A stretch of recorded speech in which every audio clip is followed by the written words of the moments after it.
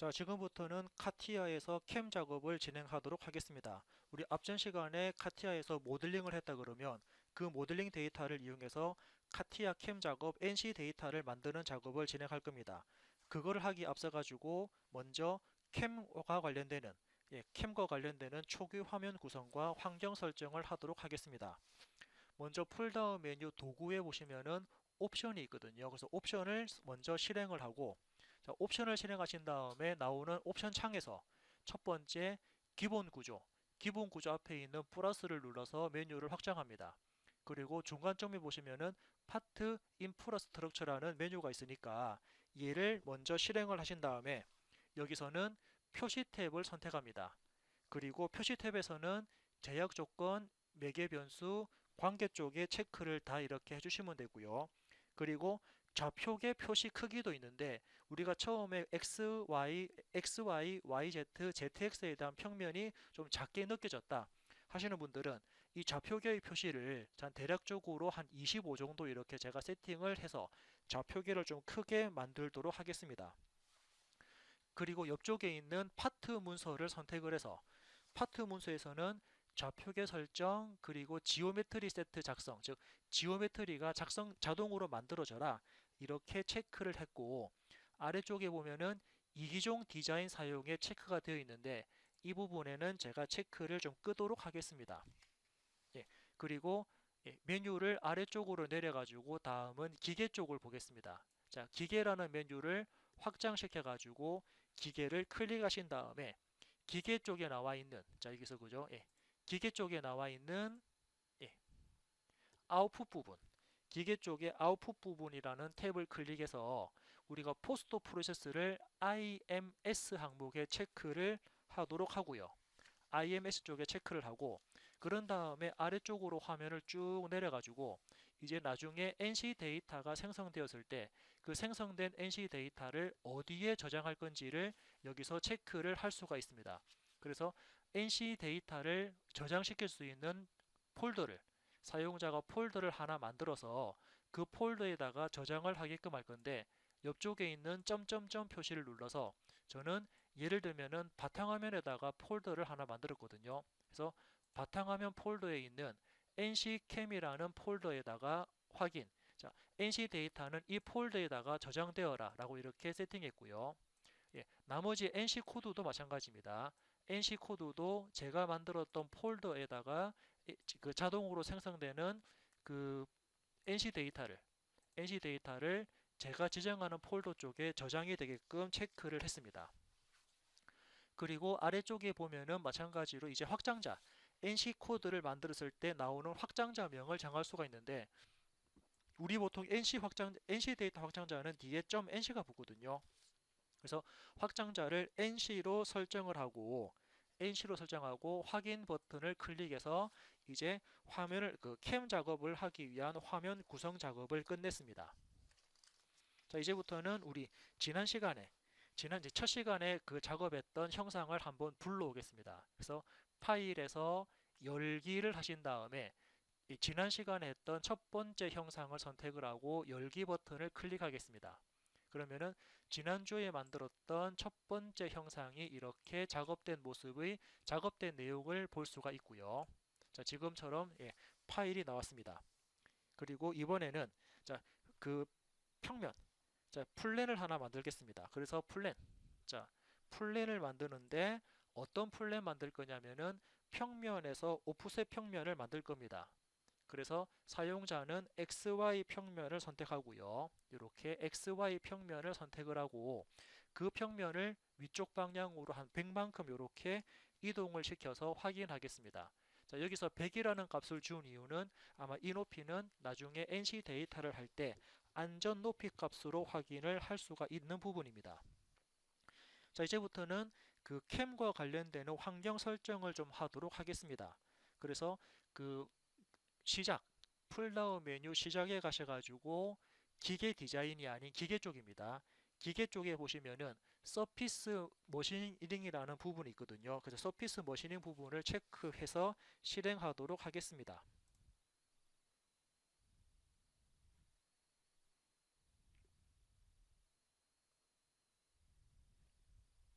자, 지금 그 화면이 기능이 실행 중인 모습을 현재 볼 수가 있고요.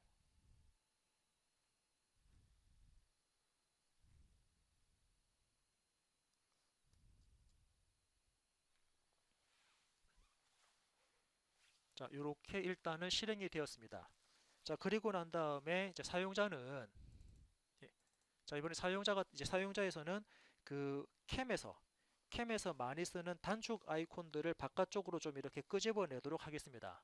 자, 그리고 마찬가지로 우리 지난 시간에 말씀드린 것처럼 아래쪽에 화살표가 나와 있다는 부분은 이 안쪽에 명령어가 숨어 있다는 뜻이기 때문에 요 수평바를 왼쪽 버튼 누르고 드래그해서 바깥쪽으로 뺄 수가 있다라고 말씀드렸습니다. 그래서 바깥쪽을 하나 뺐고요.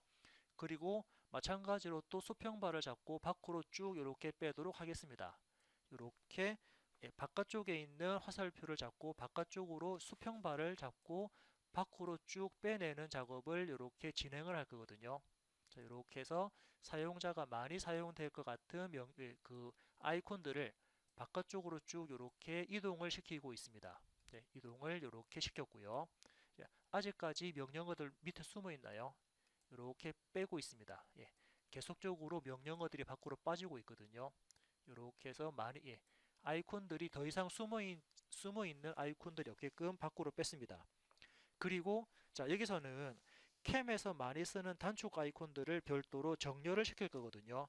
어떤 부분을 많이 쓸 거냐면은 이 옵션, 자, 이렇게 생긴 이 옵션을 밖으로 빼서, 자, 밖으로 빼게 되면은 지금처럼 수직으로 나오는데 이때 Shift 키를 누른 상태에서 마우스를 옮기면은 수평하게 다시 배열을 할 수가 있습니다.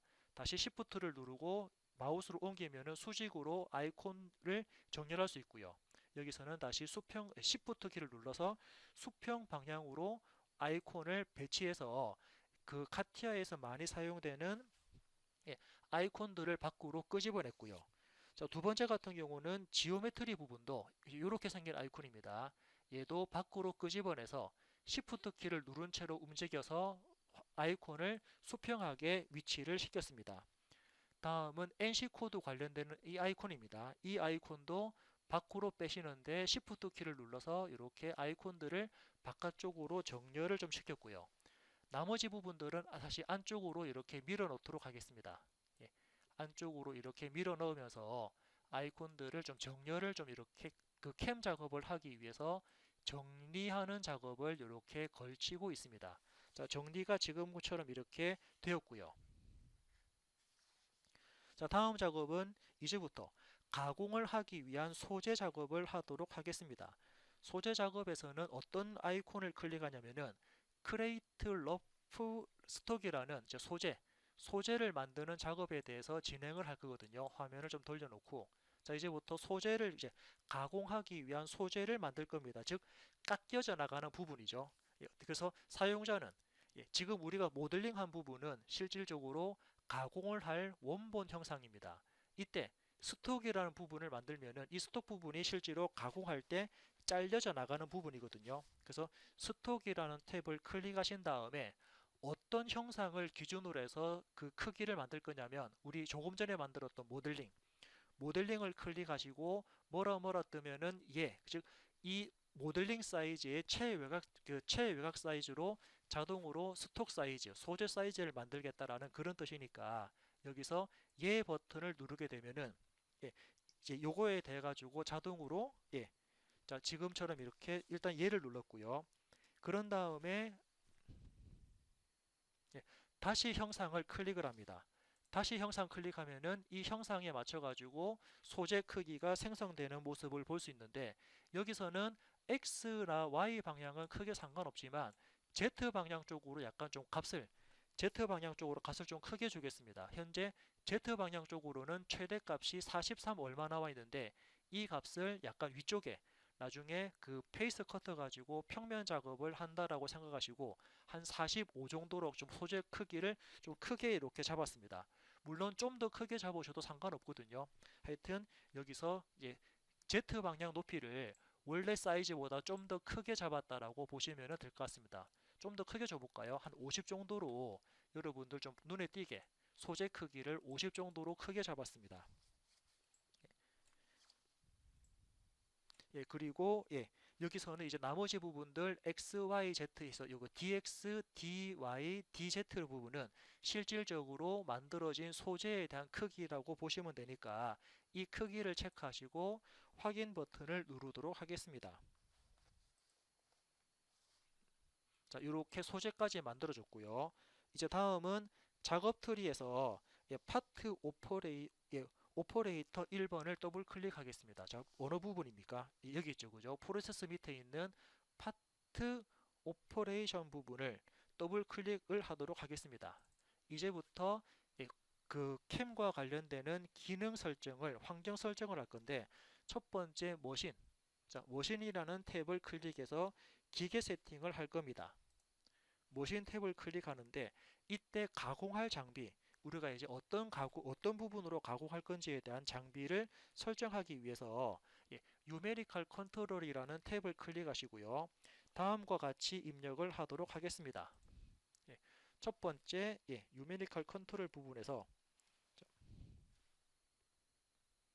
자, 프로세스 부분을 뭐로 잡을 거냐면은 판학 계열로 프로세스를 잡도록 하겠습니다. 그래서 여기서는 쭉 아래쪽에 나오시면서 밑으로 나와 이제 탭을 클릭하시면서 판학 0번이라는 프로세스를 제가 이렇게 세팅을 했고요. 그리고 포스트 프로세스에 대한 워드 테이블 같은 경우는 어떤 부분을 체크할 거냐면 좀 화면 좀 줄일까요? 이렇게 자, 포스트 프로세스에 대한 워드 테이블 자체를 뭘 할 거냐면은 PPT로 아래쪽에 내려가지고 항목 중에 PP 테이블입니까? PP 테이블 샘플이라는 항목을 선택하도록 하겠습니다. 이렇게 세팅했고요. 자, 그래서 지금 우리가 사용하는 기계는 3축 기계다라고 이렇게 체크를 했고, 자, 이렇게 간략하게 기계 세팅을 끝냈습니다. 자, 확인 버튼을 눌렀고요. 그리고 이번에는 여기 나오는 원본입니까? 즉 가공 원점이죠. 자, 가공 원점 부분에 레퍼런스 머시닝 시스템이라는 기계 원점, 즉 여기서 기계 원점이네요. 뭐 기계 원점도 될 수 있지만 실질적으로는 가공 원점이니까 이 좌표계 설정 부분에 클릭을 하신 다음에 자, 클릭을 하신 다음에 원점으로 만들 부분을 여기서 그죠? 이 부분이죠. 원점으로 만들 부분을 안쪽에 있는 얘다라고 이렇게 클릭을 하시면은 자, 클릭을 하신 다음에 그 원점으로 사용할 우리 부분 이쪽이죠. 이 점입니다. 여기서 원점으로 사용할 이 점. 아래쪽 점, 뭐 아래쪽 점 찍을까요? 자, 기계 원점 같은 경우는 이 점입니다. 라고 이렇게 체크를 할 수가 있습니다. 아니면 다른 쪽 부분도 체크가 가능하거든요. 여기서는 기계 원점을 사용자가 이 점을 찍을 건지 아니면은 여기 점을 찍을 건지라고 나오는데 현재는 기본적으로 현재 원점 부분이 여기에 세팅이 이미 되어 있으니까 이 점을 그대로 써도 상관이 없을 것 같습니다. 그래서 여기서는 저는 그냥 아래쪽 점 밑에 점을 클릭을 해서 이렇게 세팅을 했고요. 자, 클릭을 하게 되면은 지금처럼 노란색으로 표시가 되었습니다. 그래서 확인 버튼을 누르시고 자, 다음은 파트에 관련되는 자, 지오메트리 밑에 있는 파트, 즉 이제 실질적인 원본 형상을 선택할 겁니다.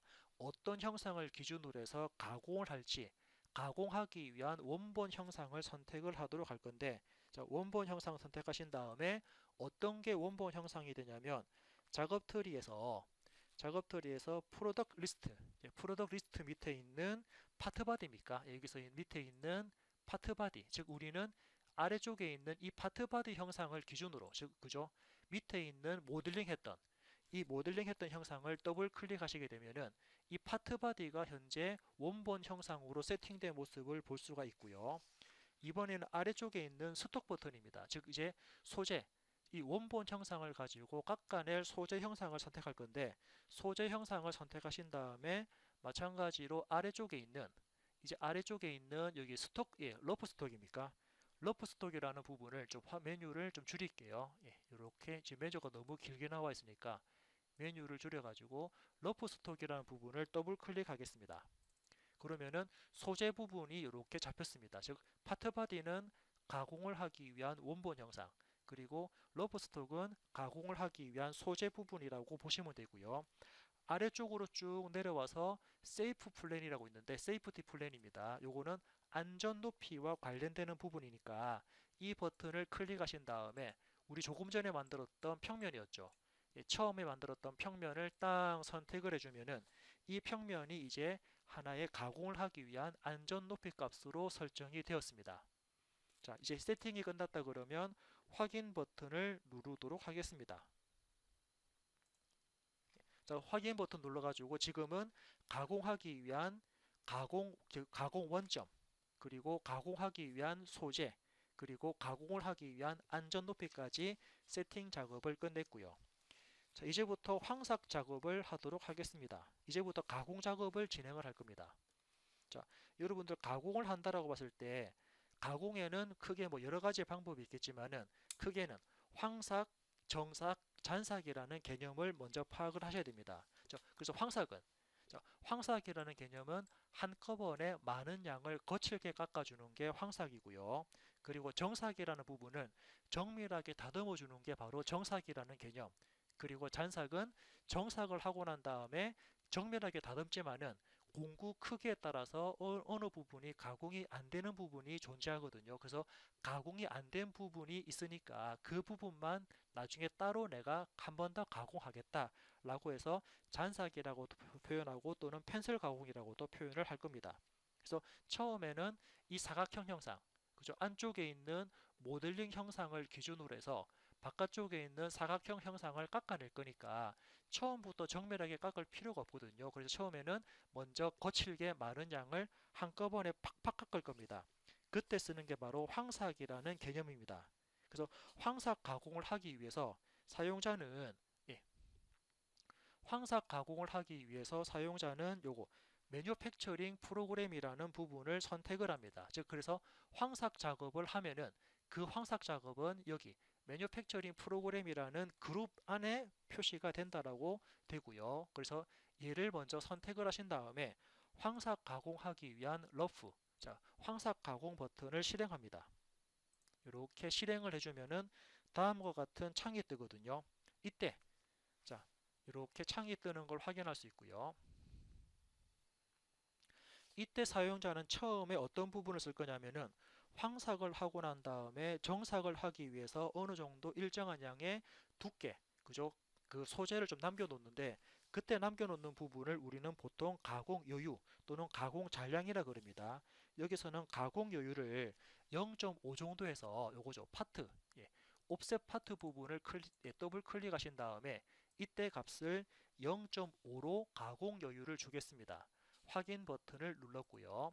아래쪽 부분에 있는 체크 부분도 똑같이 이 값을 더블 클릭해서 이때 값을 0.5로 세팅을 하도록 하겠습니다.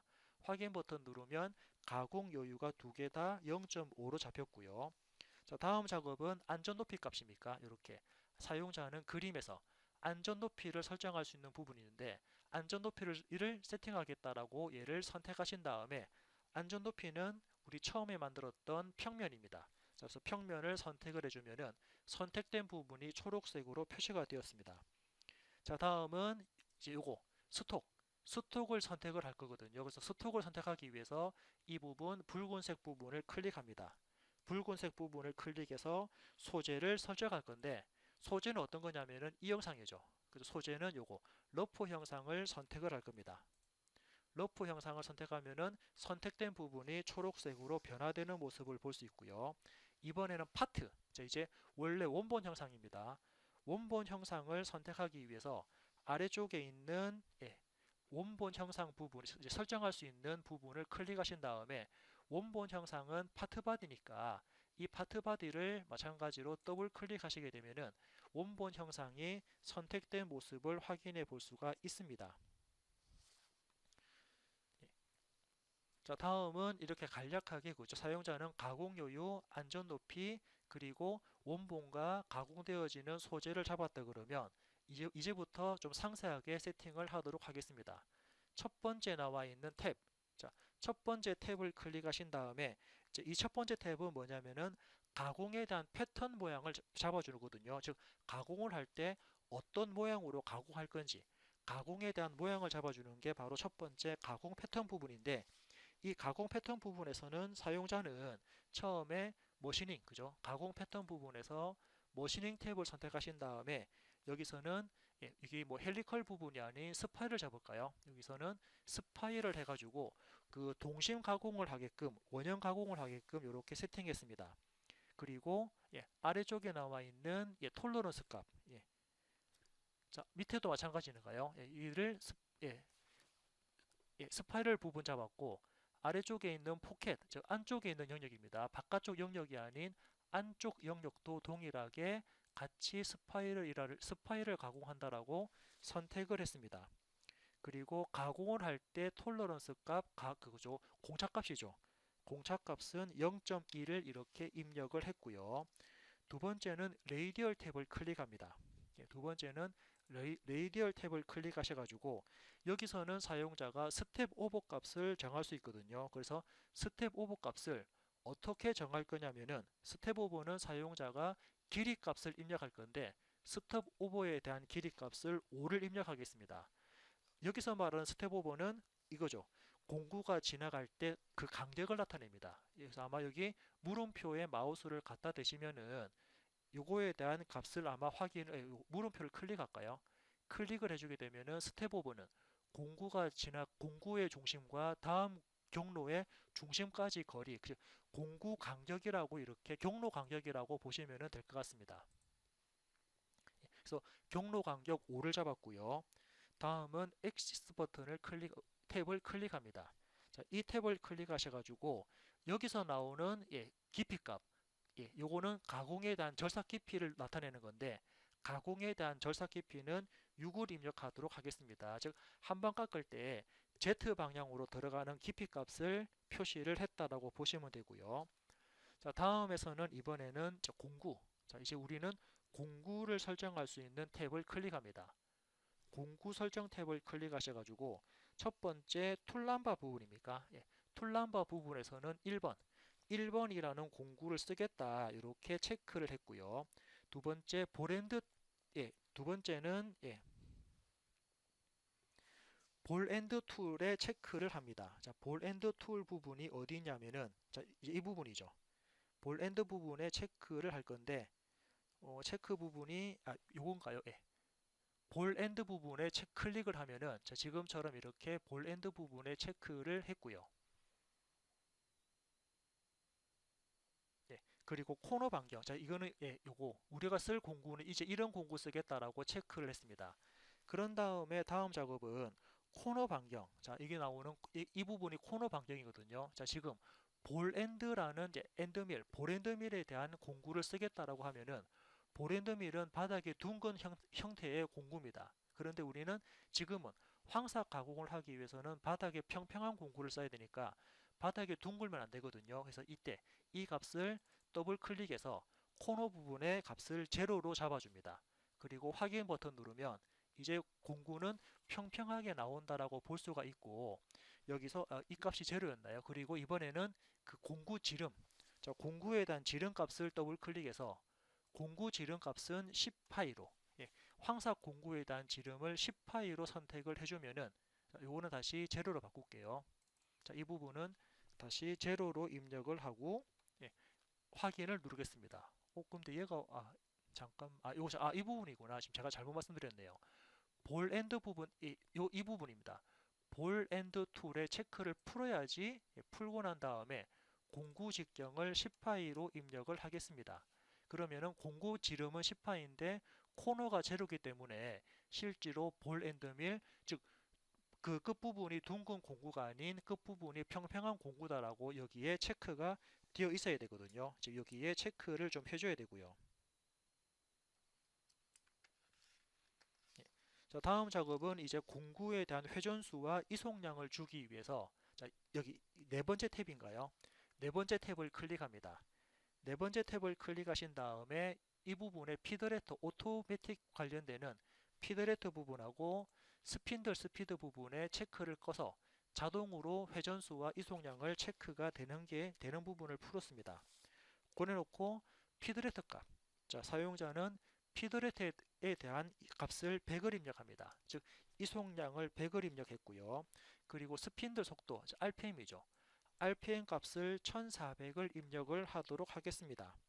자, 1400 입력을 하고 난 다음에 아래쪽에 보시게 되면은 어떤 메뉴가 있냐면은 이번에는 이제 공구에 대한 경로를 나타낸다라는 공구 경로를 산출하는 그런 버튼이 있거든요. 그래서 공구 경로 산출 버튼을 클릭을 하게 되면은 이렇게 지금과 같이 공구 경로에 대한 부분이 계산되는 모습을 확인해 볼 수 있습니다. 즉 황상에 대한 공구 경로를 지금처럼 계산을 해서 화면상에 표시를 해주고요. 자, 이렇게 표시가 되었다 그러면 위쪽에 플레이 버튼, 자 위쪽에 있는 플레이 버튼입니까? 그런 다음에 비디오죠, 요거. 비디오 부분에 대해서 가공 경로를 검사한다라고 부분에 체크를 해놓고, 자, 이 부분에 클릭을 해놓고 플레이 버튼을 누르도록 하겠습니다.